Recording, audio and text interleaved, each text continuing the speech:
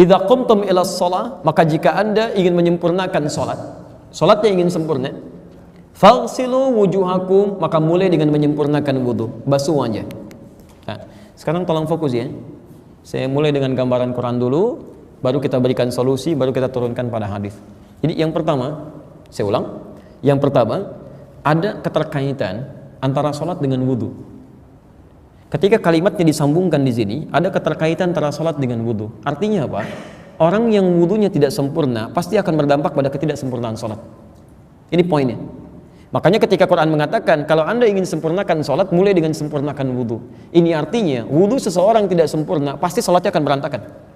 Anda lihat salat anak Anda misalnya, terlampau cepat-cepat, buru-buru, asal basah, salatnya pun pasti akan kilat. Gak percaya silakan. Nah, sholat dia wudu sudah basah aja, sholat belum 2 menit sudah selesai. Silakan cek, itu akan selalu berdampak. Ya. Makanya Nabi menyampaikan dalam riwayat Al-Bukhari nomor hadis 135, di hadis Muslim redaksi yang sama nomor hadis 255. Lihat kalimatnya teman-teman sekalian, 225 maaf, nomor hadis 225. Lihat kalimatnya, kata Nabi, la tuqbalu salatu man ahdatha hatta yatawadda'a. Tidak akan pernah diterima salat seseorang yang masih punya hadas sebelum wudu dengan sempurna. Jadi kalau wudunya nggak sempurna, maka salatnya pun tidak akan diterima oleh Allah Subhanahu wa taala. Sekarang, bagaimana cara menyempurnakan wudu ini? Yang diantara sebab ketidaksempurnaannya ada peran setan walhan di sini. Seperti apa cara kita berwudu? Ini yang akan coba kita mulai. Pertama, kita mulai dengan mengatasi was-was dulu. Ya, mengatasi was-was. Turunkan hadisnya. Tadi sudah saya tuliskan, At-Tirmidzi nomor hadis 26, di Abu Daud nomor hadis 101, dan di Al-Hakim Mustadrak An-Naisaburi nomor hadis 7000. Qala Rasulullah sallallahu alaihi wasallam, Rasulullah sallallahu alaihi wasallam satu kali pernah bersabda, la salata liman la wudu'a lah. Tidak ada salat atau tidak bernilai salat seseorang, tidak bernilai salat seseorang, maksudnya tidak dianggap salatnya, bagi yang tidak berwudu sebelumnya. Tidak ada salat bagi yang tidak berwudu. Tidak dinilai salat seseorang ketika dia tidak punya wudu. Wala wudu'a, dan tidak dinilai wudu seseorang, tidak ada faedahnya wudunya, liman lam yadhkurismallahi ta'ala, bagi orang yang tidak memulai dengan menyebut nama Allah Subhanahu wa taala. Cara wudu yang pertama, sekarang menepis was-was yang datang dari setan berdasar hadis riwayat At-Tirmidzi nomor hadis ke-26, di Abu Daud nomor hadis 101, di Al-Mustadrak nomor hadis 7000. Pertama, mulai dengan menyebut nama Allah. Zikru bismillah. Baik. Menyebut nama Allah. Pelan-pelan. Yang paling mudah apa? Yang paling gampang bismillah. Ya, paling gampang bismillahirrahmanirrahim, paling singkat bismillah. Sudah. Jadi kalau ada kalimat menyebut nama Allah, misal Anda mau makan, itu ada di hadis Al-Muwatta, ya, karangan Imam Malik, kitab Al-Muwatta nomor hadis 2020, posisi paling kanan sebelah bawah. Itu ada seorang sahabat namanya Abu Salma, anaknya Sulma, ya, datang bertamu pada Rasulullah SAW. Kemudian Nabi hidangkan makanan. Lalu anak ini saking senangnya dengan makanan yang ada di depan Nabi, tangannya diselonjorkan begini, maju ke depan. Lalu kata Nabi diluruskan dengan lembut, ya gulam, duhai anakku sayang, idza quddimat ta'am, kalau makanan sudah dihidangkan, khudh biyaminika ma yalik, ambil dengan tangan kananmu yang paling dekat denganmu.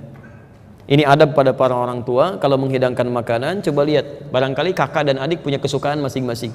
Dekatkan dengan orangnya, jangan sampai menjauh, sehingga nanti tangannya menjulur.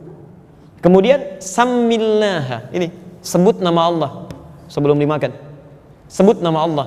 Ini menunjukkan pesan pada para orang tua, kalau mengajarkan doa pada anak-anak yang masih tumbuh, jangan panjang-panjang, yang singkat-singkat aja dulu. Ya, samillah, kata Imam Al-Bukhari, ditafsirkan oleh Imam Al-Bukhari dalam hadisnya, bahasa samillah ini maksudnya bismillahirrahmanirrahim. Paling singkat bismillah.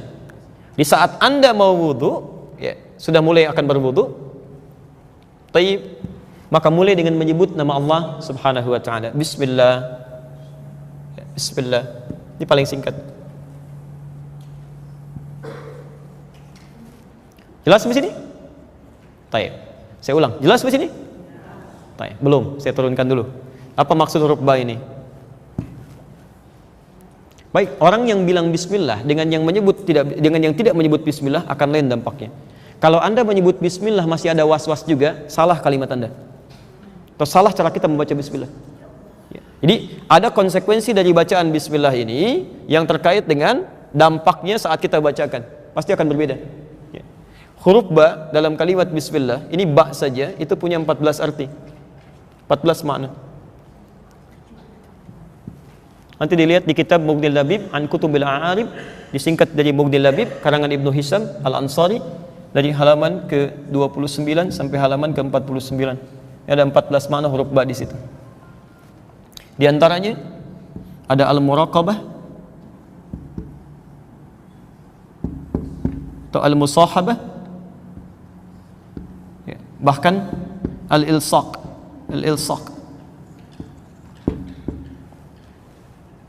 Di antaranya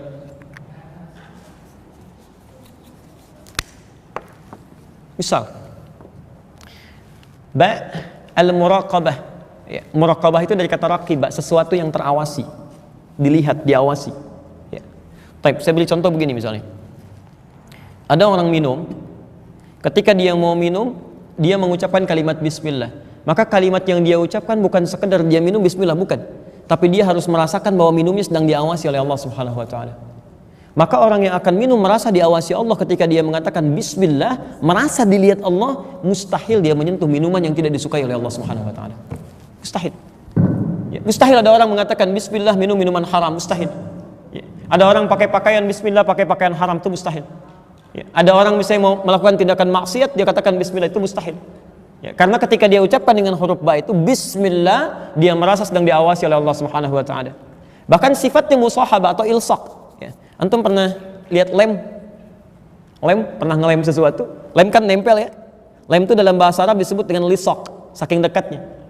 Seakan-akan kalimat ini ingin mengatakan bismillah, saat melakukan berbagai perbuatan apapun, rasakan Anda sangat diawasi oleh Allah Subhanahu wa taala, saking lekatnya pengawasan Allah, seperti lem yang menempel di dua sisi yang berlainan.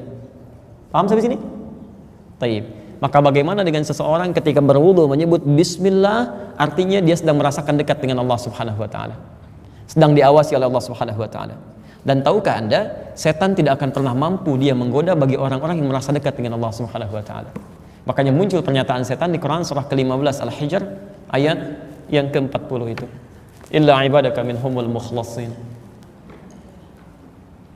Baik.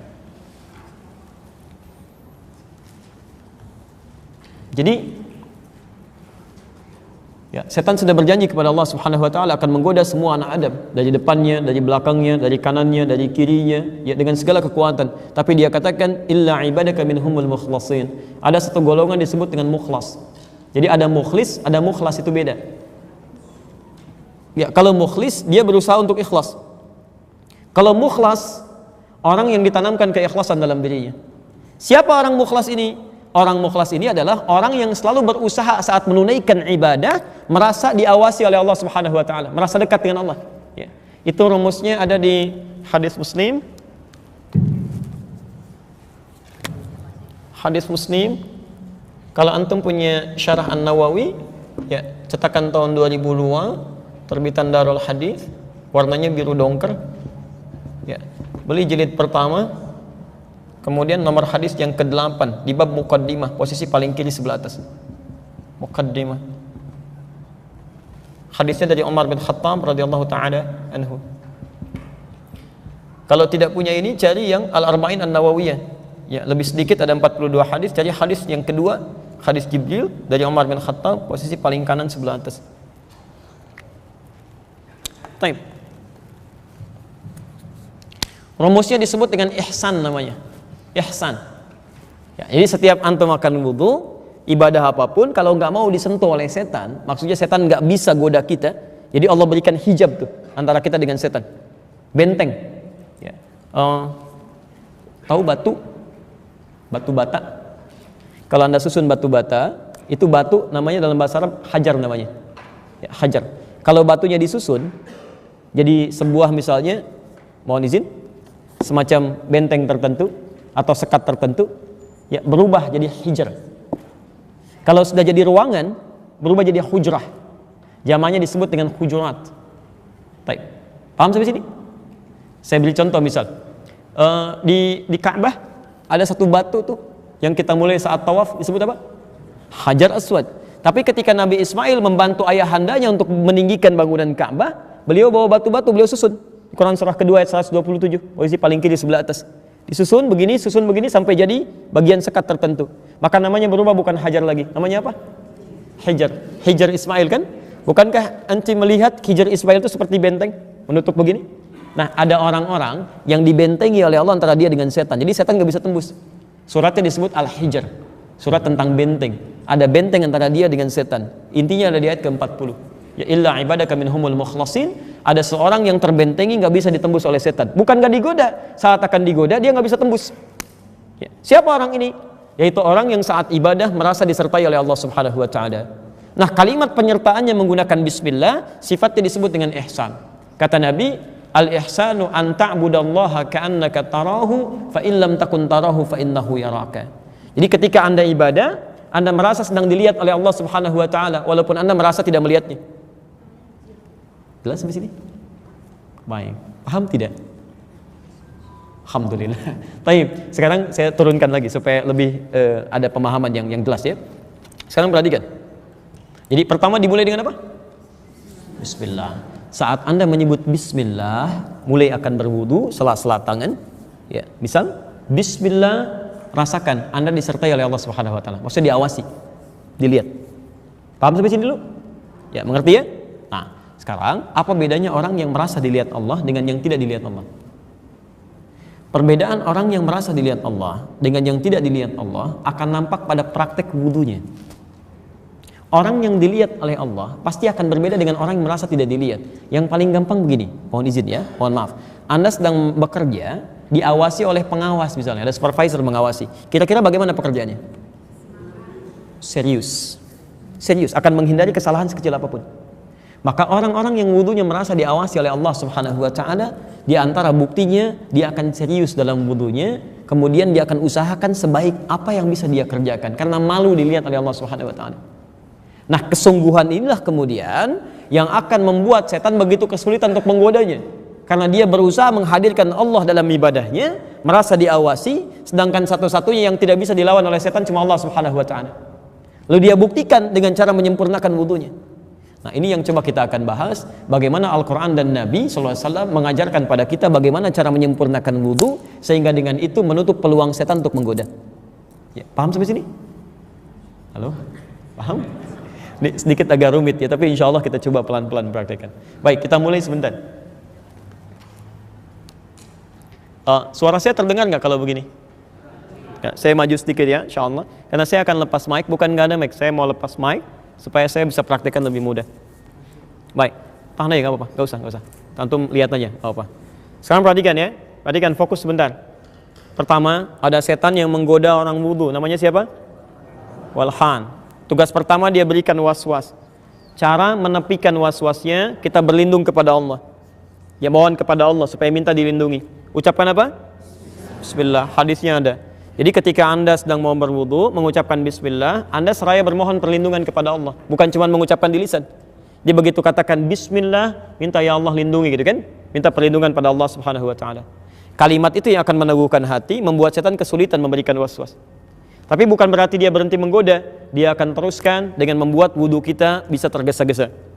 Maka caranya, kata Quran, ya kalimatnya, mulai sempurnakan wudunya. Bagaimana cara menyempurnakannya? Kita mulai dengan hadis riwayat Al-Bukhari nomor hadis 159. Ya, kita turunkan hadisnya. Ditemukan juga nanti di hadis Muslim seperti yang telah Anda tuliskan.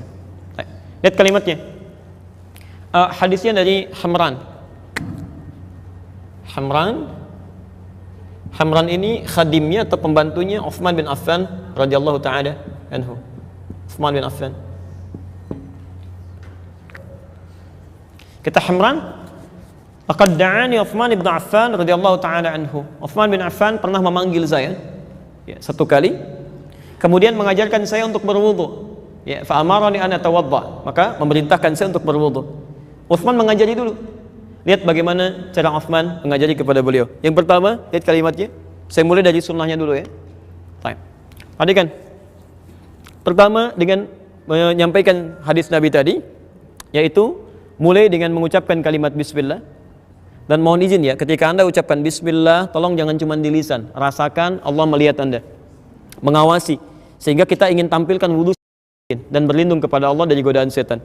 Baik, mulai dengan bisa membersihkan tangan dulu, telapak ini, dengan menyela-nyela begini ya. Jadi bukan cuma begini, pakai sabun tapi ini nggak disela, itu tidak diinginkan. Ya, jadi Anda siapkan airnya, bisa dengan menggunakan keran tapi tidak berlebihan. Ingat, ya jangan sampai air mengalir terlalu berlebihan, dan itu tidak diinginkan. Baik, bahkan Utsman bin Affan wudunya nggak pakai keran. Ya, beliau wudunya menggunakan bejana. Jadi kalau seperti ini misal, ya saya ambil ini aja lah. Ini gayung misalnya kan, bukan gayung yang ditumpahkan. Jadi begini tidak, tapi airnya diambil. Perhatikan, bukan dicelupkan ke dalam, tapi ini ya diambil begini. Baru kemudian setelah begini. Paham? Baik ya. Jadi ingat bagaimana efisiensi penggunaan air di sini, bukan dicelupkan ke dalam begini, ya, tidak juga ditumpahkan seperti ini. Ya, nanti Anda akan temukan orang yang basuh muka, gayungnya ke sini gitu kan, basuh tangan, gayungnya ke sini, akan ditemukan seperti itu. Ya, ini menyalahi ketentuan hadis. Lihat, ambil begini, mulai sela-sela begini, paham? Satu, sebentar. Kalau ini sudah selesai, taib sudah dianggap baik, 2-3 kali, kadang-kadang Nabi 2 kali, kadang-kadang 3 kali. Tapi tidak berlebihan. Lebih daripada 3 kata Nabi, faqad asa Abul Qasim. Dia telah bermaksiat menyalahi ketentuan Nabi. Baik, setelah itu mulai dengan niat tamadmad, berkumur-kumur. Dalam bahasa Arab, kalimat tamadmad itu bukan sekedar memasukkan air ke mulut, tapi juga mengeluarkan kotoran yang di mulut. Jadi begitu Anda masukkan misalnya air ke mulut, ya bahasa Utsman bin Affan radhiyallahu ta'ala anhu, sahabat Utsman, Anda ambil airnya ke mulut, kemudian mulai hirup sedikit, istinsyak ke hidung. Jelas? Lalu Anda kumur-kumurkan itu sambil mengeluarkan kotoran di mulut. Ya. Bahkan kadang-kadang Nabi meminta untuk sebagian menyikat ini ya, menyikat giginya. Ya, ada yang menggunakan siwak, ada yang menggunakan sebagian dari tangannya seperti ini. Ya, agar sebagian kotoran yang ada di giginya bisa keluar. Setidaknya demikian. Paham sampai sini? Baik. Sebagian dihisap ke hidung, tidak perlu berlebihan, yang penting kotoran bisa terserap dan bisa keluar. Ya, Anda bisa kuatkan, namanya istinthar. Istinthar itu menguatkan, mengeluarkan dengan kuat, menyebarkan. Bisa begitu. Bisa Anda tutup misalnya salah satu dengan jemarinya. Ya. Paham sampai sini? Baik, saya ulangi ya. Ambil air, sudah selesai, bismillah. Kemudian Anda mulai berwudu, kumur-kumur. Hirup sebagian, keluarkan. Jelas sampai sini? Baik, bisa 2-3 kali. Ini masuk dalam kategori sunnah. Artinya kalau Anda tunaikan, pahalanya banyak di sini. Tapi sekiranya airnya tidak cukup untuk mengerjakan yang sunnah ini, Anda bisa langsung masuk kepada yang pokok. Ada 4 yang pokok ini. Anda mesti hati-hati ya, jangan terjebak oleh setan. Nanti ada yang sunnahnya sempurna, tapi yang pokoknya tidak sempurna, maka wudunya tidak sah. Tapi kalau yang pokoknya sempurna, walaupun sunnahnya tidak sempurna, wudunya tetap sah. Misal, kumur-kumur sempurna, ini sempurna, tapi basuh wajah sebagian tidak tersapu, maka wudunya batal. Tapi kalau Anda misalnya tangan tidak tersapu sebagian, yang sunnah begini, sebagian tidak tersapu. Kemudian Anda berwudu kumur-kumur misalnya, tidak istinsyar. Ya, tapi Anda wudunya sempurna pada yang pokok. Ya, nanti 4 kita jelaskan, itu sempurna semuanya, maka wudunya dianggap sah. Walaupun sunnahnya tidak sempurna, tapi wudunya dianggap sah. Anda sholatnya sah. Ya. Paham sampai sini? Baik. Saya teruskan dulu sebentar. Saya mau agak pelan-pelan ya supaya dipahami betul, dan jangan tinggalkan masjid ini kecuali kita paham apa yang kita bahas. Sepakat sampai sini?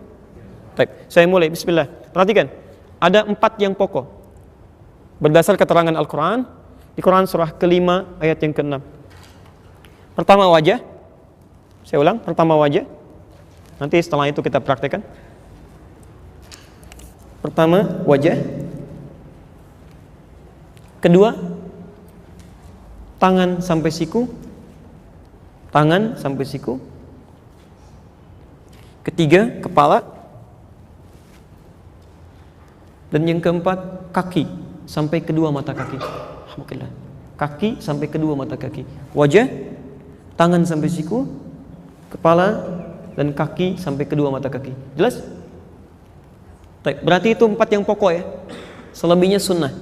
Ya, selebihnya adalah sunnah. Jadi kalau teman-teman di jalan misalnya menemukan air yang sangat terbatas tapi cukup bagi yang 4 ini, jangan dulu tayamum. 4 ini dahulukan. Nah, sekarang perhatikan bagaimana cara kita membasuhnya. Bismillah. Baik. Perhatikan bahasa Qur'annya ketika menyebutkan membasuh wajah, kalimatnya menggunakan kata ghassala, faghsilu wujuhakum. Faghsilu. Pertama, mohon fokus, kalimat ghassala, faghsilu itu mengandung arti mengambil sesuatu untuk ditumpahkan di tempat yang akan dibasuh. Jadi, ambil airnya, tumpahkan di wajah, bukan ditumpahkan dulu baru dihapuskan. Jelas ya? Jadi Anda ambil air, awas hati-hati, Anda keliru bisa salah. Ambil airnya, setelah itu kemudian tumpahkan di tempat yang akan dibasuh. Pertama apa? Wajah. Nah, sekarang perhatikan, apa batasan wajah itu? Apa batasan wajah yang dimaksudkan? Ya, boleh ya, kita lihat ya. Wajah dimulai dari batas dahi di sini, kening. Di sini. Turun ke bawah, bagian depan, tampak depan di sini, sampai ke ujung mata di sini. Maaf, perhatikan betul, termasuk bagian bawah telinga di sini. Ya, sampai ke dagu. Kalau yang ada jenggotnya, sudah sampai di selai begini. Nanti satu kali, tidak usah ngambil air lagi. Ya, nanti saya contohkan. Saya ulang ya. Bagian dagu di atas, bagian dahi di atas sini, sampai ke tampak wajah depan, sini, sampai ke bagian bawah telinga di sini, sampai ke dagu di sini. Yang ada jenggotnya sekalian di selai. Paham sampai sini? Baik, saya praktekkan ya. Bismillah. Ambil airnya, Anda tumpahkan. Sekarang perhatikan cara menumpahkannya ya. Bisa bermacam-macam, tapi poinnya ada 2 hal yang harus Anda ketahui. Ini ditumpahkan, ya. Saat ditumpahkan begini, yang jari telunjuk itu bisa membersihkan sudut-sudut mata. Ya. Jelas? Anda ambil airnya, tumpahkan, yang telunjuk membersihkan sudut-sudut mata di sini. Ya, sehingga insya Allah ketika Anda berwudu seperti ini, kotoran di mata pun bisa keluar. Tapi ingat ya, tidak ada isyarat spesifik apakah matanya terbuka atau tertutup. Ya, jadi terbuka boleh, tertutup juga nggak ada masalah ketika Anda tumpahkan itu. Walaupun sebagian pakar mengatakan akan lebih baik kalau terbuka supaya kotoran dalam itu bisa keluar dalam kelopak. Ya, di Anda masukkan begini, Anda basuh, telunjuknya mulai menyapu yang ujung mata di sini. Bersamaan dengan itu, jempol membersihkan bagian bawah di telinga sini. Paham? Baik. Perhatikan. Ambil air, tumpahkan. Tuh, otomatis tuh lihat. Kemudian ini. Ya. Dan selesai. Ambil lagi, dan tumpahkan seperti ini. Ya, selesai. Jelas? Baik, 2 sampai 3 kali. Maksud 2-3 kali itu begini, tidak harus Anda sampai 3 kali. Kalau sekiranya airnya cukup pada yang kedua sudah merata, Anda bisa cukupkan. Ya, kalau tidak cukup pada yang ketiga, sempurnakan sampai airnya mulai meresap dengan baik. Jelas sampai sini? Baik, ini bagian yang pertama. Kita belum selesai.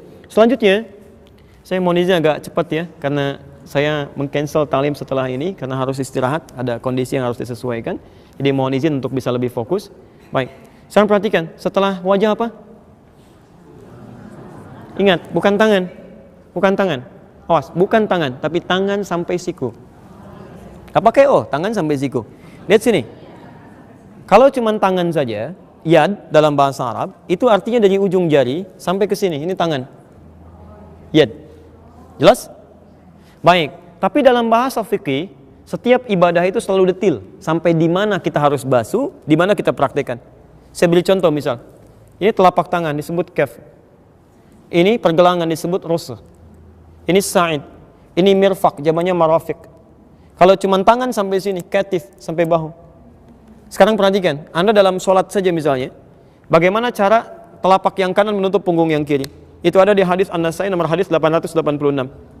Kata Nabi, letakkan telapak yang kanan, kaf al-yumna alal yusra. Letakkan punggung yang kanan di punggung yang kiri begini.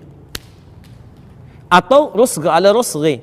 Ya, ini pergelangan di pergelangan. Jadi ketemu pergelangan di sini. Ya, ini.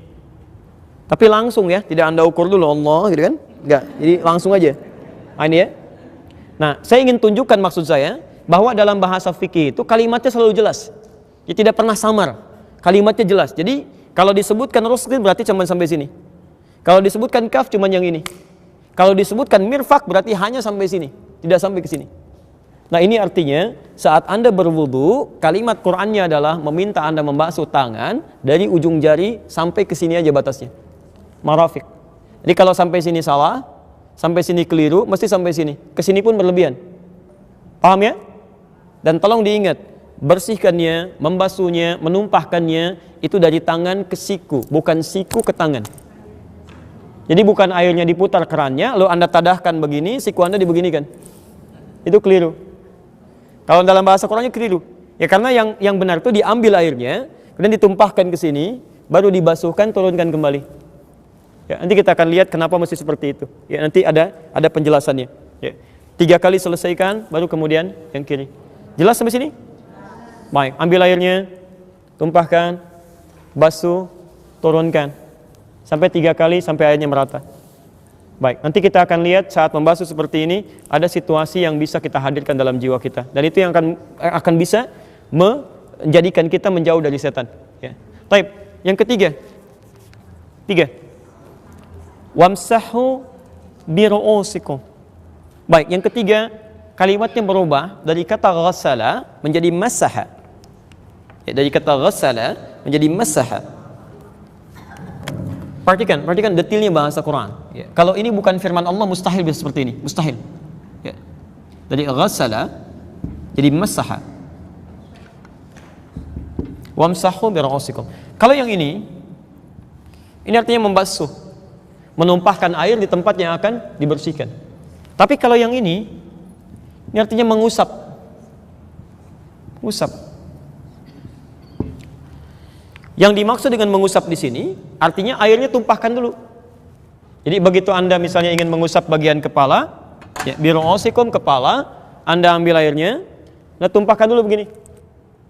Tumpahkan baru diusapkan. Jadi bukan ambil airnya lalu disampaikan ke kepala begini, tidak. Ya awas, nanti juga ada kasus sebagian akhwat ketika akan berwudu langsung tuh di jilbabnya begini-begini. Ada kasus begitu, itu nggak tepat. Itu tidak tepat. Tadi kita lihat yang tepatnya. Ya. Karena yang dimaksud masaha itu bukan air diambil tumpahkan, tapi tumpahkan dulu airnya baru diusapkan. Paham? Nah, sekarang perhatikan. Apa yang diusap itu? Ternyata yang diusap itu biru'usikum. 1 ru'us. Jamak dari kata ra'sun, ru'us, jamak dari kata ra'sun, yang berarti kepala, bukan rambut. Ingat, kepala bukan rambut.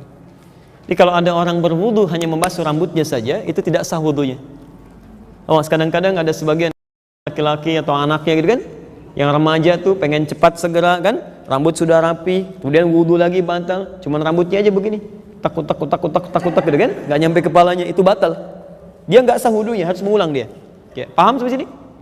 Nah, ini nikmat dari Allah Subhanahu wa taala, disebutkan kepala sehingga semua orang bisa berwudu dengan baik. Kalau disebutkan rambut kan yang nggak punya rambut repot ya. Time. Dan ini yang menarik. Ketika Allah meminta mengusap kepala, menggunakan huruf ba di situ. Wamsahu biru'usikum. Padahal Allah bisa mengatakan begini, wamsahu ru'usakum. Tapi pakai ba di sini. Biru'usikum. Ya, kalau kalimatnya hanya sekedar mengatakan wamsahu ru'usakum tidak menggunakan ba, maka semua kepala wajib dibasuh dari depan sampai belakang. Habis. Tapi ketika menggunakan ba dari 14 fungsi tadi, ya, di sini terdapat 3 fungsi utama. Ba dalam huruf ini. Ya. Nanti ada orang Indonesia yang kuliah di Al-Azhar, alhamdulillah dapat gelar doktor S3 hanya membahas huruf ba ini aja. Ba di ayat ini dibahas dapat doktor tuh. Ya. Ya, teman-teman yang belum silahkan, masih ada huruf ta, huruf da, huruf jim, huruf sampai ya tuh. Masya Allah, luar biasa. Ya. Di bahasa Arab itu, saya di jurusan bahasa Arab itu luar biasa. Bukan cuman kalimatnya, hurufnya, harokatnya ada maknanya. Ya, makanya Masya Allah Quran turun dengan bahasa Arab tuh banyak hikmah di situ. Ya, banyak hikmah. Nah, sekarang ba yang pertama itu bermakna istighraq namanya. Ba al-istighraq, yaitu ba yang menunjuk kepada makna holistik luas, tanpa batas. Ya, al-istighraq namanya. Ba yang menunjuk pada makna yang luas tanpa batas, al-istighraq. Ya. Artinya, pada yang pertama ini, Anda diperkenankan untuk membasuh kepala, mengusap kepala setelah airnya ditumpahkan. Misal, Anda ambil airnya, Anda tumpahkan begini, dan Anda usap dari depan sampai belakang, seluruhan kepala. Jelas? Ya, nanti setelah itu, kalau hadis dari riwayat Utsman bin Affan radhiyallahu taala anhu, sambil telinganya kemudian sekaligus ya dibersihkan. Jadi tidak mengambil air lagi. Kalau hadis dari riwayat Utsman bin Affan radhiyallahu taala anhu, Anda ambil begini, tumpahkan, bersihkan kepala sampai ke sini, kemudian baru ke telinga di sini. Ya. Baik. Jadi lihat membersihkan telinga ya, yang telunjuk ini bagian di dalam di sini. Yang jempol bagian belakang sini. Jadi begitu Anda usap sini, kembalikan ke sini, kemudian ke telinga di sini. Ya. Jelas di sini? Paham ya? Baik. Ada hadis yang kedua yang menunjukkan Anda boleh membasuh ya atau mengusap bagian kepala kemudian mengambil air lagi untuk basuh telinga. Itu ada hadisnya. Jadi untuk basuh telinga ini sifatnya fleksibel, bisa langsung dari kepala kemudian ke telinga, bisa langsung kepala dulu ngambil air untuk telinga. Jelas di sini? Baik. Sekarang perhatikan, ini yang unik. Kenapa menggunakan huruf ba? Karena tidak setiap orang ya punya potensi bisa menyapu, mengusap semua kepalanya. Mungkin ada orang yang mohon maaf, ada luka sebagian di kepalanya. Ada ikhwan yang kena luka misalnya kan, nggak bisa diusap semua. Bagaimana caranya? Maka fungsi ba di sini adalah fungsi yang kedua, namanya at-tab'id ma'at tahdid. Ya, membasuh sebagian dari kepala itu, tapi ada batasnya. Sampai ubun-ubun sini. Jadi kalau Anda sedang ada persoalan, kemudian tidak membasuh, tidak bisa mengusap secara keseluruhan, Anda boleh mengusap sebagian dari kepala, batasnya di ubun-ubun di sini. Ya. Dan Masya Allah, ini juga bagian dari kemudahan untuk akhwat kan? Ada yang sedang berkerudung, berhijab, tidak bisa misalnya membuka di tengah-tengah kebanyakan orang, misal sebagian tertentunya, ini boleh, Anda tidak usah lepas jilbabnya. Ya, Anda ambil airnya, tumpahkan, misalnya di sini aja, sah wudunya. Ya, sah itu sah wudunya. Ingat, awas ya, nggak enak itu karena belum terbiasa, karena belum tahu ilmu, membiasakan sesuatu yang keliru, belum membiasakan sesuatu yang benar. Dia nggak usah dicopot, apalagi misalnya ada yang ngambil air dibasah-basahin di sini, gitu ya. Nah, itu nggak tepat ya. Islam itu memudahkan, tidak menyulitkan. Baik. Bahkan yang ketiga, ba di sini berfungsi at-tab'id min duni tahdid. Tab'id sebagian dan tidak dibatasi. Jadi kalaupun di sini ada masalah misalnya, yang penting Anda basuh sebagian kepala sudah sah wudunya. Anda ambil, misal di sininya susah, basuh yang ini, basuh yang ini, basuh yang belakang, sepanjang masuk dalam bagian kepala di sini itu sudah sah wudunya. Di sini Nabi ajarkan pada sahabat, sahabat ajarkan pada tabi'in, tabi'in sampaikan pada ulama. Semua sepakat, sahabat sepakat, tabi'in sepakat, ulama sepakat. Tidak ada perbedaan pendapat di sini. Sepakat sampai sini? Harus sepakat. Sahabat saja sepakat, tabi'in sepakat, ulama sepakat. Anda bukan sahabat, bukan tabi'in, bukan ulama, nggak sepakat. Aneh Anda. Masih begitu saya pulang gitu kan? Wah, jelas sampai sini? Alhamdulillah. Yang terakhir pelan-pelan ya. Kaki sampai 2 mata kaki. Perhatikan cara membersihkannya. Ini kerjaan setan sering di sini. Ya, kerjaan setan membuat buru-buru sering di sini. Dan tidak sedikit yang diancam oleh Nabi sampai keluar ancaman Nabi. Kalau kamu masih begitu, bisa disiksa di neraka. Ya, tidak sedikit kalau dalam bahasa hadis yang lebih umum, ya ada kebanyakan orang disiksa di neraka persoalan kotoran di jempol kakinya. Ya, ada persoalan di wudunya. Dia nganggap ringan. Ya, nganggap ringan. Masalahnya kan kalau wudunya nggak sempurna, sholatnya nggak benar kan? Ya, jadi turunannya banyak, sholat yang nggak benar, doanya nggak diterima, macam-macamnya, kesalahan banyak, amal soleh nggak ada. Kan jadi masalah kan? Baik, maka dari itu silakan perhatikan. Pertama, untuk membasuh kaki ini, kalau bisa Anda bagi pada 3 bagian. Pertama perhatikan sebentar ya, saya angkat sedikit sebentar. Jadi mulai air pertama, Anda gunakan untuk menyelai-nyelai dulu sini. Nah, ini contoh Nabi ya. Jelas ya? Sela-sela ini. Dan menggunakan yang kelingking ya. Sunnahnya gunakan kelingking. Ustaz, kenapa nggak pakai jempol? Kegedean, ya. Halo. Cukup kelingking aja.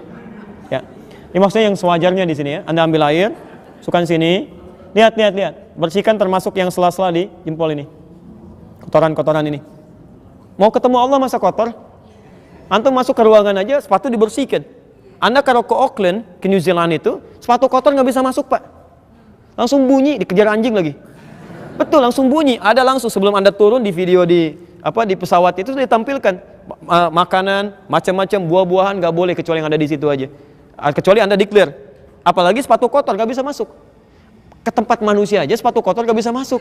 Masa ketemu Allah kotor? Iya, jadi Anda bersihkan bagian pertama di sini. Kedua Anda ambil bagian belakang, Anda rapikan dulu sampai ke sini. Yang ketiga ambil air lagi, ratakan keseluruhannya. Ini insya Allah akan lebih baik itu. Ya, jelas di sini? Paham? Boleh saya turunkan? Nah. Baik. Belum selesai. Itu baru wudhu biasa. Setan masih mungkin menggoda. Baik. Yang terakhir, bagaimana cara berwudunya? Yang tadi baru sekadar sifat. Belum masuk pada inti yang paling penting ya.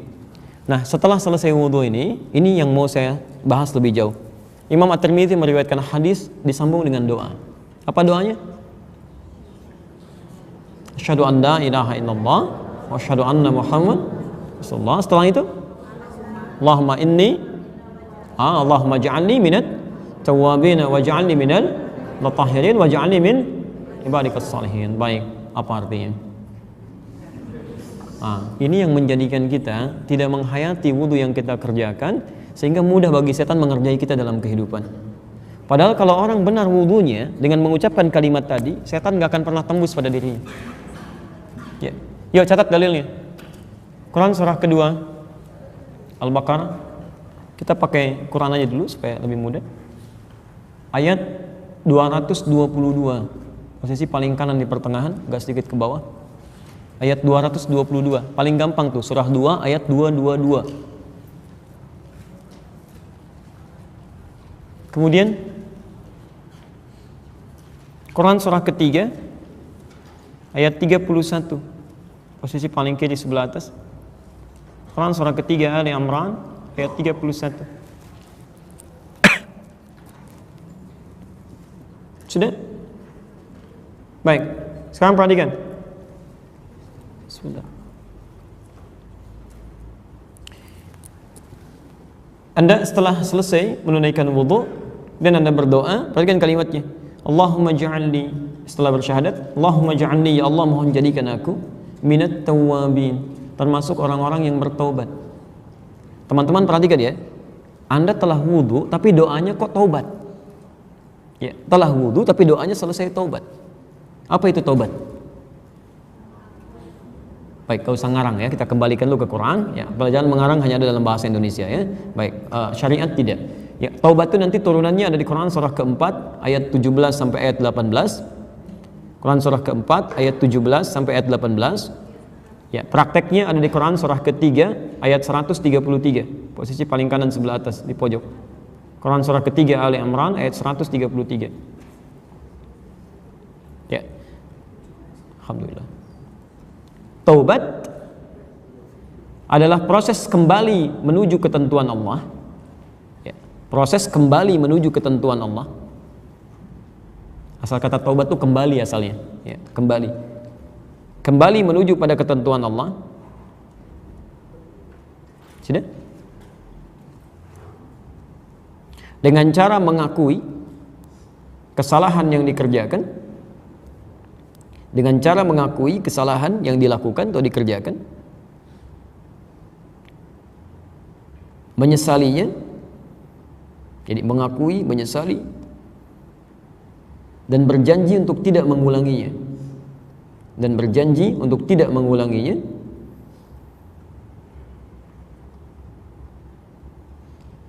Sudah? Yang dibuktikan dengan meningkatnya amal saleh.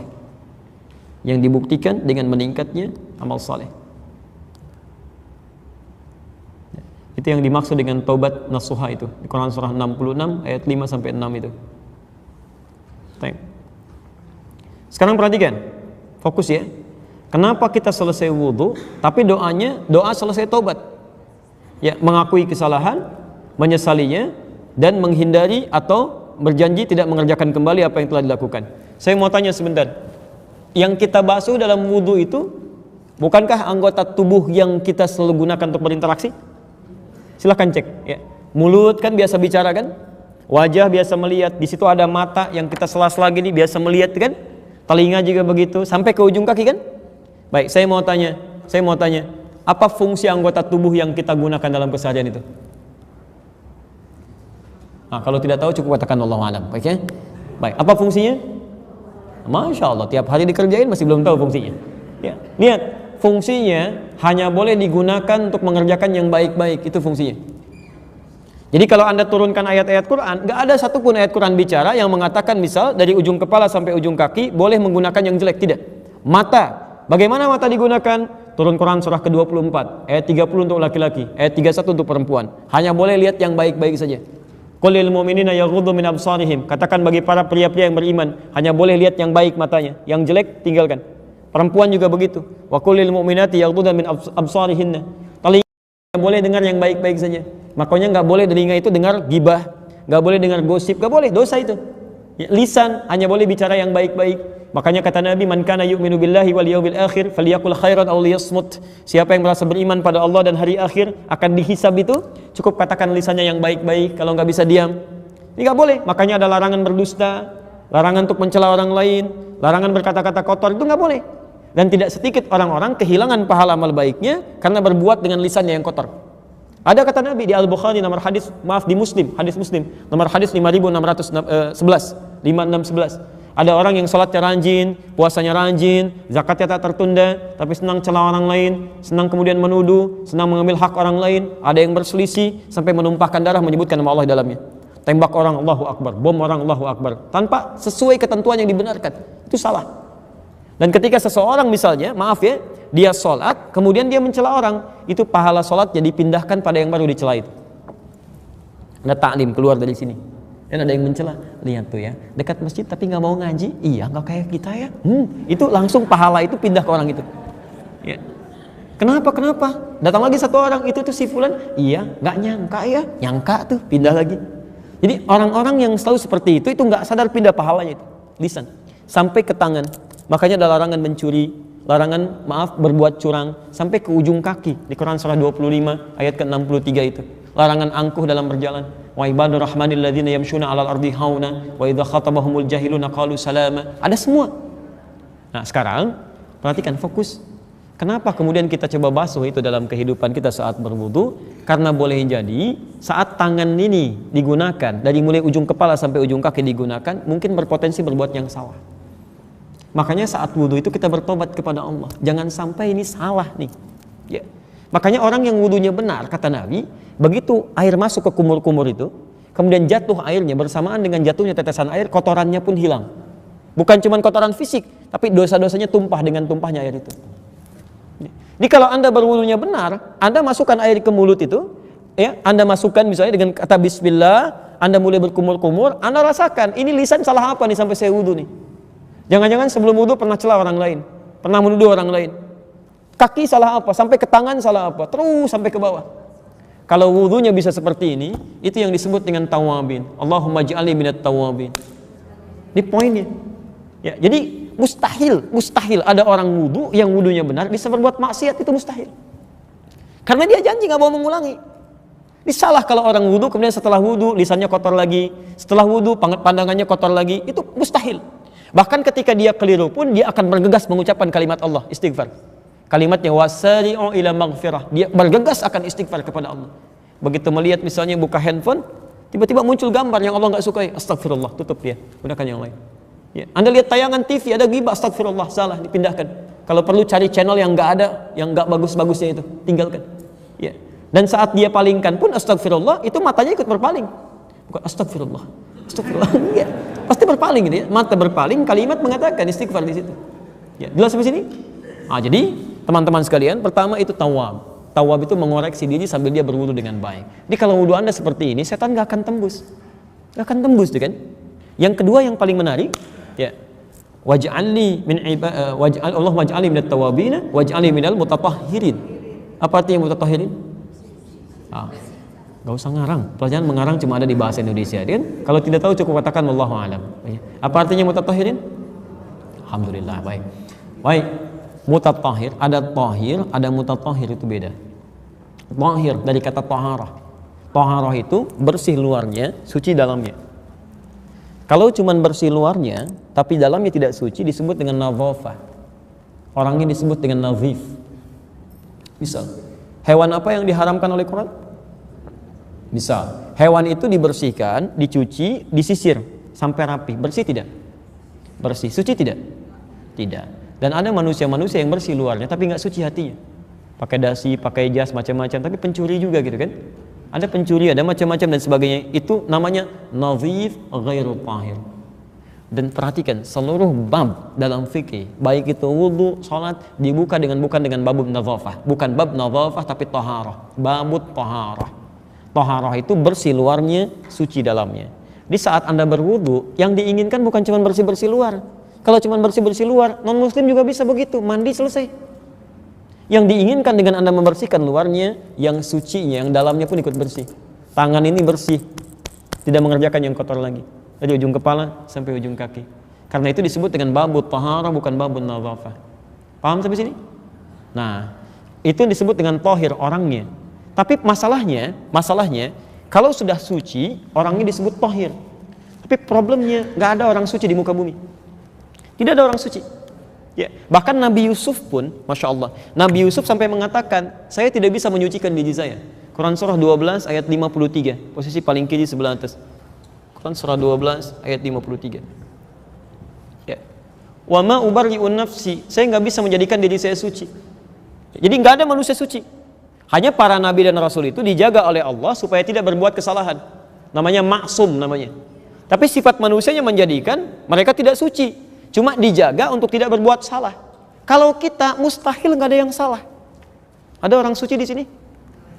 Nggak ada. Ibu walaupun namanya Bu Suci, tetap perilakunya nggak ada. Ya. Mungkin ada aja yang salah. Pasti ada yang salah gitu kan? Nah karena itu, ketika Anda merasa salah, kemudian Anda memperbaiki kesalahan itu, mata salah, istighfar, cuci lagi. Tangan salah, istighfar, cuci lagi. Maaf, itu berubah kalimatnya dari tahir menjadi mutatahhir. Mutatahhir. Mutatahhir. Mutatahhir. Kalau banyakan, ya, kalau yang wudu bukan cuma satu orang, tapi banyak orang, tambah in di ujungnya atau un. Ya, in atau un. Mutatahhir menjadi mutatahhirin. Taib.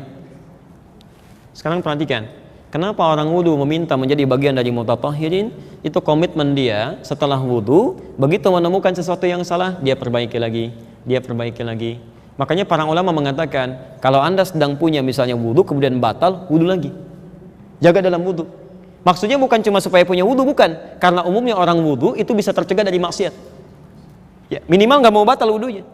Demi Allah saya katakan, kalau manusia sudah terbiasa berwudu, sudah terbiasa wudu, itu pasti persamaannya akan menjauh dari maksiat. Pasti itu. Ya, jadi pesannya adalah setiap punya salah perbaiki, setiap punya salah perbaiki. Kalau sudah wudunya seperti ini, setan nggak punya kesempatan. Sebab setiap goda salah perbaiki lagi, goda salah perbaiki lagi, bosan dia. Ya, ini poinnya. Karena itulah kemudian orang-orang yang wudunya seperti ini dicintai oleh Allah Subhanahu wa taala. Turunlah Quran surah kedua ayat 222 itu. Innallaha yuhibbut tawwabina wa yuhibbul mutatahhirin. Ini. Dan saat Anda berwudu, lihat, sungguh Allah sangat mencintai. Innallaha yuhibbu, Allah sangat mencintai tawwabina, orang-orang yang senantiasa berusaha taubat, ya. Wa yuhibbul mutatahhirin, dan berusaha memperbaiki keadaannya supaya menjadikan lebih bersih dan suci. Bukankah orang wudu tawabina wal mutatahhirin? Jadi ketika Anda berwudu dengan baik, Anda berpeluang dicintai oleh Allah Subhanahu wa taala. Kalau seorang hamba sudah dicintai oleh Allah, maka yang akan muncul dua hal. Ini poinnya, dua hal. Satu, persamaan pertamanya ada di Quran surah ketiga ayat 31. Qul in kuntum tuhibbunallaha fattabi'uni yuhibbukumullah wa yaghfir lakum dhunubakum. Katakan Muhammad, jika kalian mencintai aku, maka ikuti aku, ikuti Nabi. Sekarang perhatikan persamaannya, perhatikan. Saya lambatkan. Yuhibbukumullah. Orang-orang yang bisa mengikuti tuntunan Nabi, maka dia berpeluang mendapatkan cinta Allah, dicintai Allah. Nah, sekarang perhatikan persamaannya, perhatikan. Ini poinnya. Jika seseorang sudah dicintai Allah, yuhibbukumullah, maka yang pertama Allah berikan itu bukan dunia. Awas ya, kalau antum punya dunia tapi nggak punya ciri ini, berarti antum belum dicintai oleh Allah. Yang pertama Allah berikan, wa yaghfir lakum dzunubakum, akan diampuni semua dosa-dosanya. Semua dosa-dosanya. Ampunan dosa. Ampunan dosa. Pertama. Jadi kalau seseorang sudah dicintai oleh Allah Subhanahu wa taala, maka dosa-dosanya akan diampuni oleh Allah. Ini yang cenderung Allah berikan. Karena itu kenapa Allah sangat cinta? Kenapa Allah sangat cinta pada orang-orang yang selalu berusaha untuk taubat dan menyempurnakan wudunya? Ya maaf, selalu dia menyempurnakan wudunya, karena orang-orang yang berwudu dengan baik pasti dia berusaha bertobat, ya, dan dia berusaha untuk menjaga dirinya dari kesalahan. Ya, kalau Anda buat persamaan terbalik, perhatikan persamaan terbaliknya. Lihat sini. Orang yang dicintai Allah akan diampuni dosanya. Persamaan terbaliknya, orang yang sering minta ampun kepada Allah maka berpeluang mendapatkan cinta Allah Subhanahu wa taala. Kalau rumus ini dibawa ke dalam rumus wudu, maka muncullah Quran surah kedua tadi, Al-Baqarah ayat 222. Innallaha yuhibbut tawabina, Allah mencintai orang-orang yang senang bertobat, wa yuhibbul mutatahhirin, dan senang menyucikan dirinya, menjaga dari berbuat dosa. Kalimat ini dibacakan setelah wudu. Artinya orang yang wudunya benar berpeluang mendapatkan cinta Allah. Yang terakhir, kalau Allah sudah mencintai seorang hamba, mustahil setan bisa menembusnya. Itu poinnya. Nah, jadi kalau selama ini masih mudah digoda oleh setan, berarti belum mendapatkan cinta Allah Subhanahu wa taala. Kita mesti harus berusaha di sini. Ya, harus berusaha. Ya. Apa yang Allah berikan? Teruskan hadisnya. Di ujung hadisnya, saya berikan rumus sebentar ya. Saya berikan rumusnya. Ini rumus hadis tadi di Al-Bukhari nomor hadis 159. Perhatikan, hadisnya belum selesai. Ketika Utsman setelah selesai membasuh kakinya, beliau mengatakan, lihat kalimatnya. Ya. Man tawaddaa biwudu'in bimithli wudu'i hadza, siapa yang berwudu seperti wudunya saya ini, ya, berdasar keterangan wudunya Rasulullah, ya kata Utsman, seperti inilah wudunya Rasulullah sallallahu alaihi wasallam. Siapa yang berwudu seperti saya ini, maka kata Rasulullah, thumma shalla rak'ataini, kemudian dia salat 2 rakaat, salat sunnah wudu. Jadi dia wudu dulu dengan sempurna, kemudian dia salat 2 rakaat, walam yuhdis ma fihima, dan dia tidak berbicara sepatah kata pun di antara wudu dengan salat itu. Di antum wudu, selesai wudu, sempurnakan, kemudian seperti tadi Anda salat 2 rakaat dan tidak bicara, lihat, ghafarallahu Allahu ma taqaddama min dzambi. Paling minimal yang pertama diberikan, semua dosa-dosa yang telah lalu akan diampuni oleh Allah Subhanahu wa taala. Hadisnya sahih. Semua dosanya. Dari yang kecil sampai dengan yang besar. Ya. Karena itu, ibadahnya disebut dengan wudu. Apa artinya wudu? Apa artinya wudu? Tuh, pertanyaan ketiga masih ngarang juga. Gak usah ngarang. Apa artinya wudu? Wallahu a'lam. Baik, wudu itu asal bahasanya bukan bersuci ya. Kalau bersuci taharah.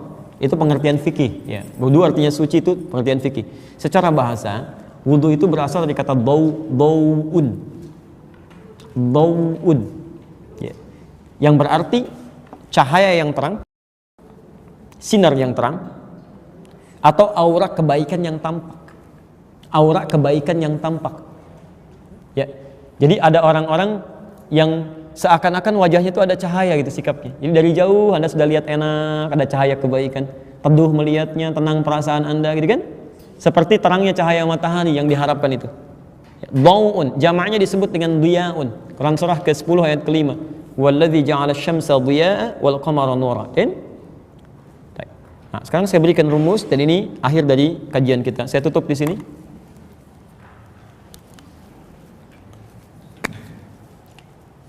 Bau, apa artinya bau? Baik, cahaya atau sinar yang terang atau aura kebaikan yang tampak. Sekarang perhatikan ya, cahaya atau aura kebaikan. Kalau kata dasar ini ditambahkan huruf lagi sebelumnya, maka rumus bahasa Arabnya berbunyi, kaidahnya berbunyi begini. Ziyadatul mabna tadullu ala ziyadatil ma'na. Bertambahnya huruf maka berdampak pada meluasnya makna. Lebih. Kalau saya tambahkan wawu begini,